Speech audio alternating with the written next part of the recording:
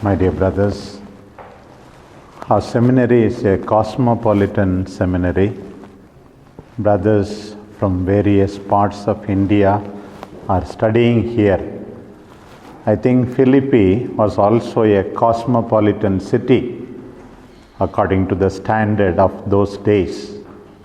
There were Greeks, some who had been settled from Rome, Italians. There were also a few Jews, I believe. There were rich and poor. There were merchants. There were ordinary people.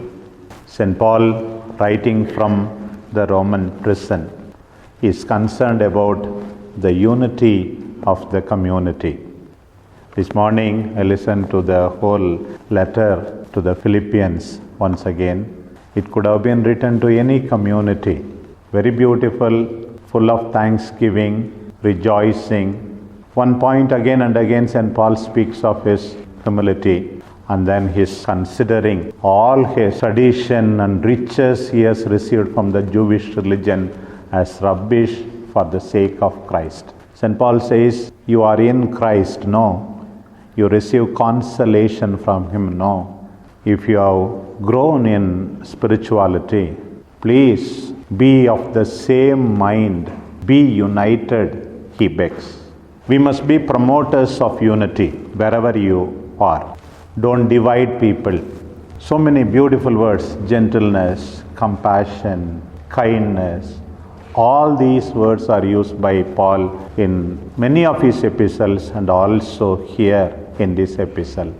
Be gentle, be kind, be compassionate. If you really believe in Christ, if you are strengthened by His Spirit, you must be of the same mind and heart, of the same purpose.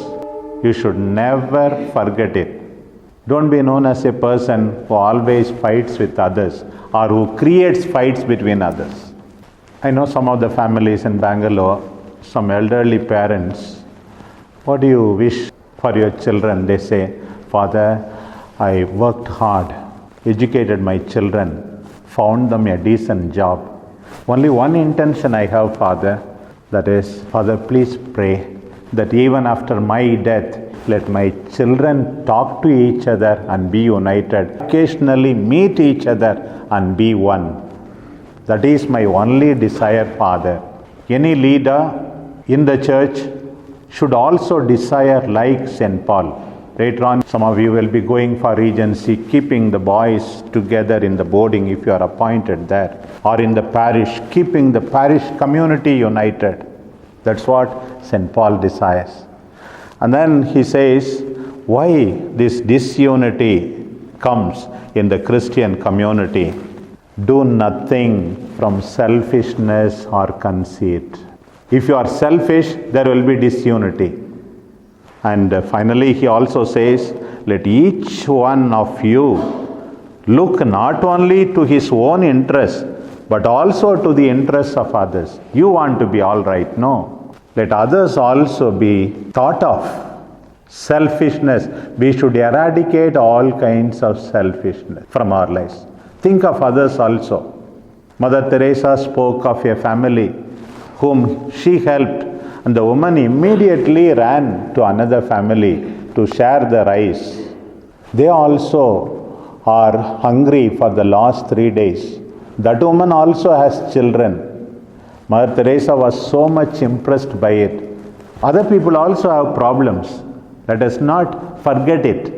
Not only of your own interest, think of others. Professors have the problem. Students have their own problem. People outside have their own problems. Don't think of only your own interests. And another thing, but in humility, count others better than yourselves. Humble people build unity. Proud people bring discord. Consider others better than yourself. Even if you think sometimes internally that you are great, we are nothing before God. Sometimes we don't respect other people's rights. We undermine other people's achievements. Everything I did is something great, we think. You may be the finally just in the front playing, scoring some baskets or scoring a goal because the ball was passed to you from others. Actually, they did lot of work, blocking from the beginning or bearing the brunt of the attack. Do not think because I scored the basket or the goal, I am better than others. Not at all. Give others their due. Recognize their achievements. Those who have inferiority complex will not cause disunity, but those who have superiority complex will break communities. Inferiority complex you may create with that other problems, but doesn't matter. At least you will not cause disunity. What beautiful passage for us, for our reflection as future builders of unity. May the Lord guide us. St. Paul says, if you are growing in relationship with Christ, in our case, through the Eucharist, through our intense prayer life, through our communion with the Spirit, then this is how you have to manifest. And St. Paul pleads them from the prison, please complete my joy by being united. I am already rejoicing, all right, but please complete my joy by your life of unity. May we listen to the Lord speaking to us through St. Paul. Amen.